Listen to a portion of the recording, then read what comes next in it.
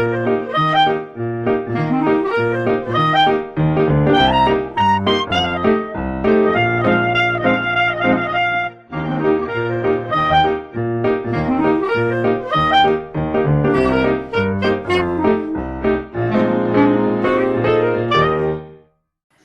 to the Finance Burrito, a weekly podcast presented by the Finance and Investment Cell of Shahid Bhagat Singh Evening College. I am Shubhangi Thakur, host for today's episode, and this week we have Mr. Piyush Tambe, the founding partner of Compworld. He is a chartered accountant, a financial modeling and valuation analyst with work experience in JP Morgan Chase and Hindustan Unilever. Piyush, welcome. Thanks a lot for this introduction and having me here. I'm absolutely honored to be here on the show. Thanks a lot. Okay, so to begin with our first question, the term financial modeling and valuation is not very conventional. So the majority of people are not aware of its importance. So my question is, what is the importance of valuation of a firm for an investor in general? Okay, so there's a notion which goes around in mind when you call valuation. So people usually relate it to a stock in general, but in general, the purpose of valuation is to track the effectiveness of your strategic decision making.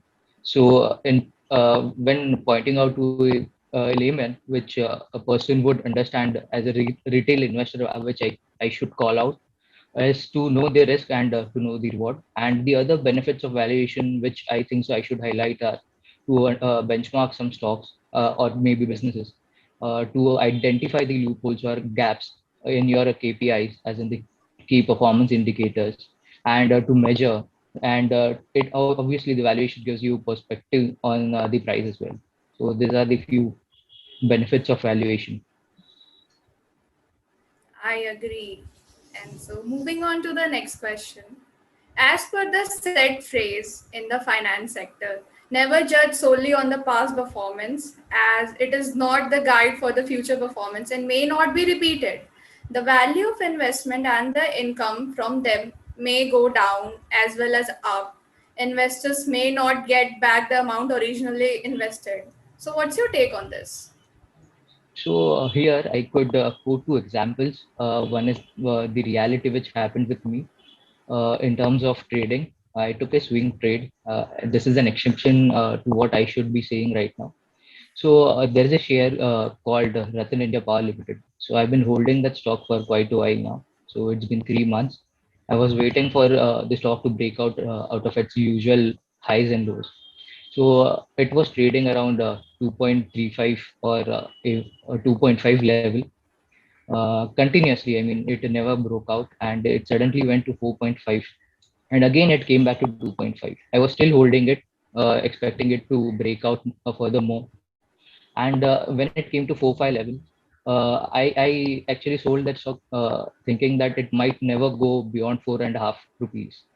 And suddenly that stock went to 9 rupees. So this is an exception to what we could say here, is because you cannot predict the future entirely. But however, to analyze or to value a business, we need to look at the past performance itself, because those are the criteria which help you bring perspective about the price, as well as help you measure what is an estimate of that particular share or that business. Okay, but we can't like only depend on the past performance. We have to make our own decisions too for the future, right? Sure, sure. There are obviously non-financial factors as well which come into play, and obviously no one knows what to expect in future, right? So, but majorly since we have the past records with us and not the future in our hand, so we have to rely on what we have with us and predict the future based on the past. Yes, of course. So, what kind of non-financial factors can intervene? So yeah, so when you call out a business analyst who analyzes businesses, there are two factors which come into play for business analysis. One is the financial aspect of a business analyst, and the other factor is the non-financial factor. So to give an example over here is a classic example of Mr. Sudhir Sitapati, who left Unilever Yes. about a month ago, and he has recently joined as an managing director or CEO of Godrej Consumer Products Limited. So when it comes to non-financial factors, you can see that the stock actually, when the news came out that Sudhir Sitapati would be joining Godrej Consumer Products Limited, the stock took a hike of 15% in a day itself. Yes, yes. So Even these I are read the about factors it. which we cannot control. Okay. Okay. Yes. And so to the next question. As financial literacy is moving up and there are several dynamic changes that are coming into picture. So one of them is financial modeling. And what do you think is the future of the valuations? So usually when it comes to valuation, we relate it to IBs as in investment banks only. So we have a large chunk of retail investors which need to be catered to in terms of financial literacy. They have absolutely no knowledge in terms of what valuation is or what the intrinsic value of that particular share or business would be. So we have a huge crowd of retail investors we need to cater to, and there aren't any firms who attend to these kind of target audience. So there's quite a scope in this valuation field because till 2018, I don't think so. No one, anyone was talking about financial modeling and valuation. It was 2019 when people came into picture, and IB started talking about financial modeling and valuation certifications and analysts. So there's still quite a lot to explore in this field, and there's quite a room for people like us who are freshers who can put in the knowledge and expand this field into a diverse field. Yes, of course, I agree with you. Even I hadn't heard of financial modeling and valuation until I was in standard 12, that is in 2020. So that's a completely new term for me. Okay. So So, having said that, what is the most likely mistake a business analyst will make in the next decade? So as I said earlier as well, that a financial analysis has two branches, as in, sorry, the business analysis has two branches. One is the financial aspect of it, and the other is the non-financial aspect of it. So financial aspect includes analyzing the ratios, I can tell you, primary ratios as in the profitability or performance ratios, which people would look after. Secondary ratios would be called out as an solvency or leverage ratios, and there are other ratios which come under tertiary ratios category. So this is the financial aspect of a valuation of a business. However, the non-financial aspect, which as I said, you movement of Sudhir Sitapati from Unilever to Godrej Consumer Products Limited is a non-financial aspect of it, and it still had some kind of effect on the market, right? So this is one factor. Then again, we cannot expect what government would put in front of us every budget. So that I think so would come under non-financial aspect as well, because there are frequent changes which government makes in our budget, and hence we need to cater to that as well. And the other non-financial aspects that I can relate to is maybe frauds that we can relate to, which are, I mean, expected when few of the organizations this coming 2 years. And there was one fraud actually was highlighted but wasn't a fraud, and because of which a lot of people lost money, which was about the Adani group, uh, which Yes, happened about a week ago, wherein yes, the yes. stock went down by 20% in a day and again recovered, since it wasn't a case of a fraud. So these are the factors which happen at the top management level, and obviously are not related to financial analysis as such, but have a huge impact. So these kind of non-financial analysis is also important when you call out for valuation. So there's a high scope of missing out on the non-financial aspect of business valuation. Okay, so all in all, the aspirant should focus on the non financial factors more. Yes, Like, yes. okay, okay, so moving further.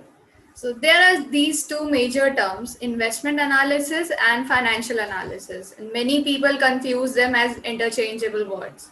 Could you just give a brief difference between these two huge terms? Yeah. Yeah, sure. So financial analysis is a broader term as compared with investment analysis. Financial analysis includes budgeting, forecasting, then you have financial modeling in it, valuation, and investment is kind of accustomed to all of these subcategories, I should say. But when you look into investment analysis as a separate field, investment analysis would mean to identify or look finding out any investment opportunities that a person could do. Maybe if you have some kind of to maybe I'll give my own example out here. So I'm planning to invest about maybe some good amount of money. I won't quote the figure, but I'm looking for some good shares which I should be investing into. So this would come into investment analysis. Okay. Okay, so the major difference is between the services provided, right? Yeah, you can call investment analysis as such would come into picture when a huge investment is supposed to be made, or plans are there to invest something. And financial analysis can come into play anytime, whether the business has been started recently or has been functioning since many years. It doesn't matter. Financial analysis goes on and goes on. Investment analysis usually comes into picture when a huge chunk of money is to be invested. Okay, so investment analysis is basically for the huge capital investors. Yeah. No. Yes. Yes. Okay, so moving further, so as per many experts say, it is said that one should always go for chartered financial analysis CFA or financial risk management FRM along with financial modeling. Why is it so? As such, it has no relation with CFA or FRM. I mean, financial modeling and valuation course or field gives you quite an holistic view of the market or the business a person should look after. So there are various aspects, as I told you, right? Financial and the non-financial aspects of analysis, business analysis. So financial modeling and valuation helps you to identify the intrinsic value of any business.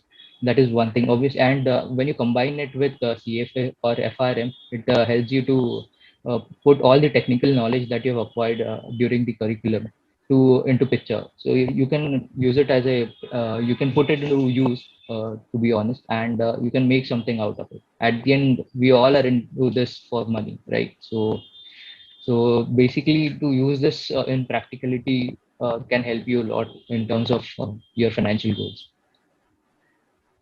Okay, so could alone financial modeling as matlab, like a student who does only financial modeling, can he bag it up a high package jobs and like that?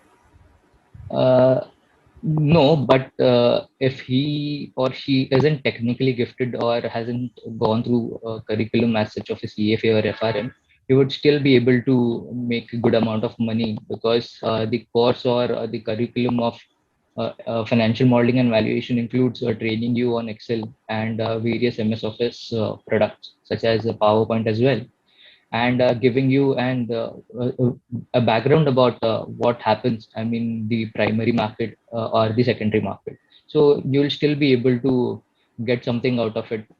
Obviously, you won't be able to fetch a good package as compared to a CFA or FRM. CFA and FRM, the curriculum will obviously help you get the technical aspect of the markets, but to put the use of that knowledge into practicality, financial modeling and valuation is the right course to get into. Okay, so you're saying we should combine like financial modeling with other courses to get a high, like to get an edge over others, right? Yeah, sure. Financial modeling and valuation is the practical aspect of technical knowledge that you acquire through CFA or FRM. Okay, okay. Thank you, Piyush, for answering all our questions and giving us insights of financial modeling and valuation.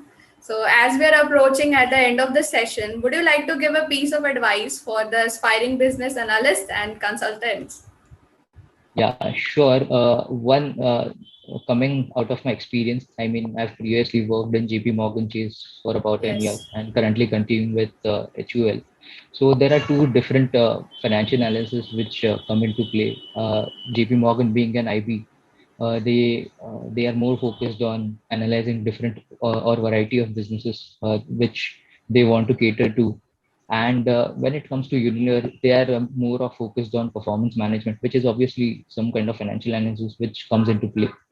But to the people who want to make a career in financial analysis or business analysis, I shall tell them that be clear on which you want to get into. There are people who want to get into private equity or venture capitalist background, and for that you will maybe need to do an MBA and then come into working in an organization like JP Morgan Chase or other IB companies, because then you will get a front end job and you'll exactly get the role that you dream about. And the other thing which I would like to tell the aspirants is that since we are living in a world where AI and ML, that is artificial intelligence and machine learning, is Yes. taking over.